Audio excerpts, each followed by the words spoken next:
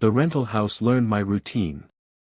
It wasn't the old house that scared me at first, it was the silence.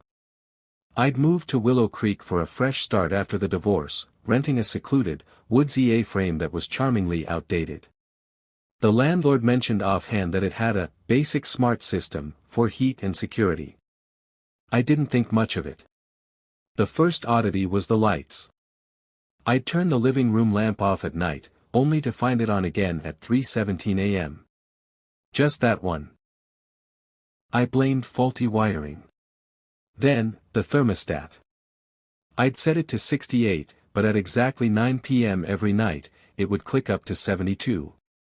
I'd override it. At 9:05, it would click back down to 68. I called the landlord. He chuckled. Old system. Just glitchy. The previous tenant was a creature of habit, it probably just remembers his schedule. He promised to have it reset.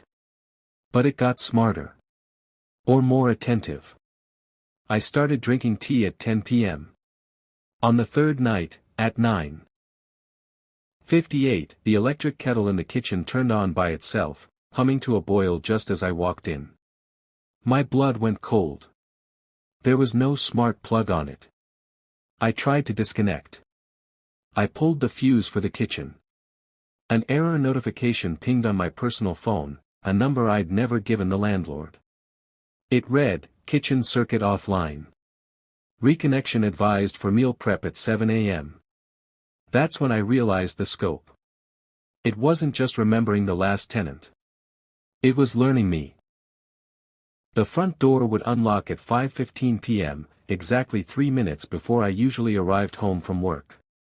My podcast would start playing on the living room speaker when I sat on the couch. Not my choice of podcast, the one I'd listened to the night before.